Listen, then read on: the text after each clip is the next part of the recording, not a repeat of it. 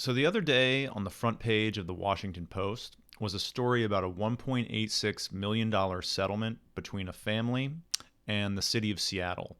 And what happened is this man went into cardiac arrest in his apartment, and his son saw this happening and called 911.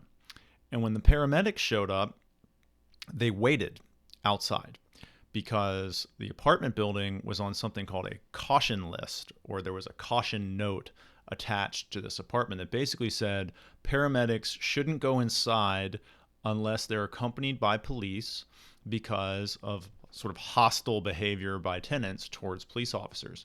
Now, the problem was this caution note was outdated. It applied to the previous tenant, not this man who was suffering cardiac arrest.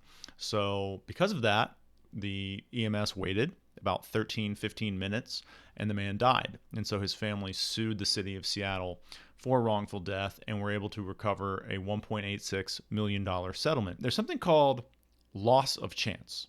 And the medical proof in this case was if the EMS had arrived on time, this man had a 25% chance of living. But because they waited, his chance went to zero, right? So they deprived him of that 25% chance of recovery. And in most states, you can't sue for that. You have to show that your chance of recovery was greater than 50%, more likely than not. That's something called causation, because the defense will be, maybe we didn't show up on time, but you were going to die anyway. Our failure to arrive on time didn't cause an injury that wouldn't have otherwise occurred. So I was reading this and thinking, this is a $1.86 million lawsuit in the state of Washington, possibly in the state of Georgia, just across the border here from Tennessee.